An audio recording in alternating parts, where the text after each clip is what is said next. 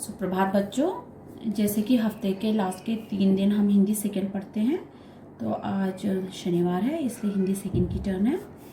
Date है आज 9/5/2020। Today is 9th May 2020। सो हमारा चैप्टर था, दूसरा पार्ट था ये हमारा हिंदी सेकेंड का, और ये था वर्ण विचार। तो हमने इसमें पढ़ा था हमने वर्णमाला। तो वर्णमाला जो है इसमें हमने 2 पढ़े थे। वर्ण के 2 भेद होते हैं, स्वर और व्यंजन। ठीक है, जैसे आपके घर में अलग अलग जगह होती है ना, जैसे सोने के लिए बेडरूम, बैठने के लिए लिविंग रूम, खाना पकाने के लिए किचन अलग। तो वैसे ये वर्णमाला है। वर्णमाला में अलग अलग भाग है। फिर 2 भेद है वर्ण के, स्वर और व्यंजन। स्वर जो होते हैं वो अ, आ, ई, उ, री, ए, आई, ओ, औ। अभी हम यूकेजी तक हम पढ़ते आ रहे थे कि अ से लेकर अह तक स्वर होते हैं, लेकिन सिर्फ औ तक स्वर होते हैं। अंग और अह जो है इन्हें हम बोलते हैं अयोगवाह। अयोगवाह वो होते हैं जो न स्वर होते हैं और ना ही ये व्यंजन होते हैं। तो अंग और अह जो है ये स्वर नहीं है, स्वर सिर्फ अ से लेकर औ तक है। व्यंजन जो है क से लेकर ये आपके क, ख, ग, घ, र, च, छ, ज, झ, य, ट, ठ, ड, ढ, अण, त, थ, द, ध, न, प, फ, ब, भ, म, य, र, ल, व, श, स, ह। ये आपके क्या है व्यंजन। अक्षत्रज्ञ ये भी व्यंजन है, लेकिन ये संयुक्त व्यंजन है। संयुक्त मीन्स जुड़े हुए, संयुक्त मीन्स जुड़े हुए। ये 2 से जुड़कर बनते हैं। जैसे ये है अक्ष, ये किस किस से मिला है। अक्ष जो है ये बना हुआ है आपका क प्लस श। ठीक है, ये जिसके नीचे हलंत लगता है इसको बोलते हैं स्वर रहित व्यंजन। इसके पीछे स्वर नहीं है, इस पे हलंत नहीं है, इसको इसके पीछे स्वर है। कौन सा स्वर है, हमने बोला श, क्या रहा इसके पीछे अ, यानी कि इसके पीछे कौन सा स्वर है अ। तो ये स्वर सहित हो गया, सहित, और जिसमें नहीं है वो स्वर रहित। तो जिसमें हलंत लग जाता है ये स्वर रहित। ऐसी त्र है, संयुक्त है। संयुक्त में जुड़ा हुआ, जुड़ के बना। किस किस से जुड़कर बना हुआ है। त्र बोला हमने, तो किससे, तो और र, आगे वाले में हलंत आएगा। ऐसे हमने बोला ज्ञ, किस किस से जुड़ा ये ज्ञ, यानी कि ज और य। और ऐसी है ये श्र, ये किससे जुड़ रहा है श और र। तो ये है आपके संयुक्त व्यंजन। बाकी ढ और ड़ जो है ये भी हमारे एडिशनल है, ये भी व्यंजन का ही हिस्सा है। ठीक है, ये व्यंजन में आता है। तो स्वर और व्यंजन, वैसे वर्ण के 2 ही भेद है, स्वर और व्यंजन, लेकिन अंग और अह स्वर नहीं है। और बाकी क से लेकर ज्ञ तक सारे क्या है, व्यंजन है। अब हमने आपको पढ़ाया था, एक मैं इसमें आपको बताई थी अनुस्वार और अनुनासिक। मैंने आपको बोला था कि जब नाक से आवाज आती है, गले की आवाज नाक से आती है, उसको हम बोलते हैं अनुस्वार।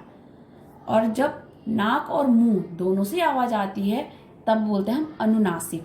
तो आपको मैं ऐसे कुछ शब्द दूंगी, और अगर आपको बोलूंगी कि इसको अनुस्वार और अनुनासिक में अलग अलग बांटिए, तो आप देखिए अनुस्वार। तो हमेशा ये ध्यान रखना जिनमें अंग की बिंदी आएगी, क्योंकि अंग की बिंदी हमेशा आपके नाक से मुंह आती है, आवाज आती है रंग, तंग, नाक से आती है, तो ये अनुस्वार आता है। तो जहां अंग की बिंदी होगी इनको आप अनुस्वार लिखेंगे। ये चंद्रमा है, ये नहीं, ये अंग की बिंदी है, तो इसे आप लिखेंगे अनुस्वार में।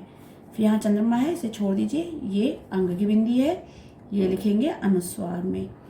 फिर ये चंद्रमा है, इसे छोड़ दीजिए, ये अंग की बिंदी है, ये आएगा वांग।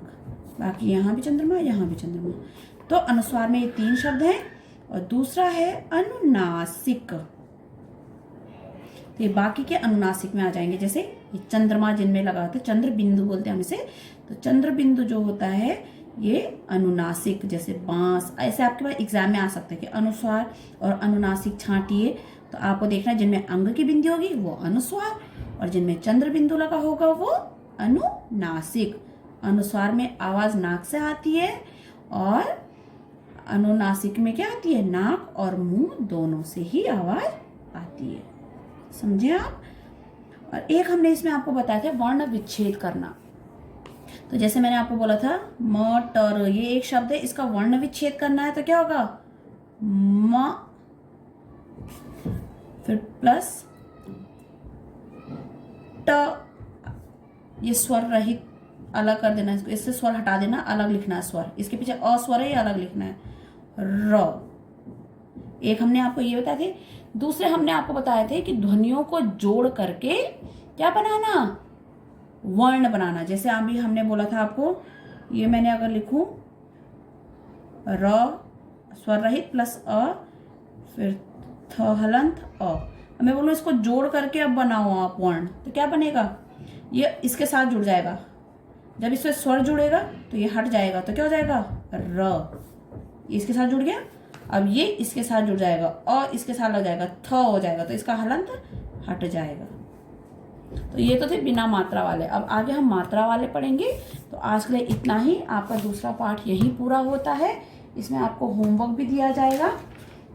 मैंने यहाँ आपके लिए कुछ प्रश्न उत्तर लिखे हुए हैं, ये आप लिखेंगे, ठीक है। से वर्ण किसे कहते हैं। वर्ण भाषा की सबसे छोटी इकाई है जिसके टुकड़े नहीं कर सकते हैं, इससे नीचे इसके टुकड़े नहीं कर सकते, इससे छोटे। दूसरा प्रश्न, वर्ण के कितने भेद होते हैं। तो वर्ण के 2 भेद होते हैं। आप सब उनके नाम लिखेंगे, स्वर और व्यंजन। अब आपको स्वर और व्यंजन में एक साथ दूंगी और आपको उनको अलग अलग छांटना होगा। यहाँ मैंने अलग अलग पहले से छांट रखे हैं। आपको सब उदाहरण लिखने को बोला है, तो स्वर के उदाहरण आप कोई से भी लिख सकते हैं, अ से लेकर और औ तक। और व्यंजन आप क से लेकर और ज्ञ तक कोई भी लिख सकते हैं। उसमें व्यंजन क्योंकि संयुक्त व्यंजन है तो वो व्यंजन ही है, तो आप लिख सकते हैं, ठीक है। और ये आपका होमवर्क है, ये मैं आपको दूंगी और आप इन्हें करेंगे, ठीक है। चलो आज के लिए इतना ही, बाय।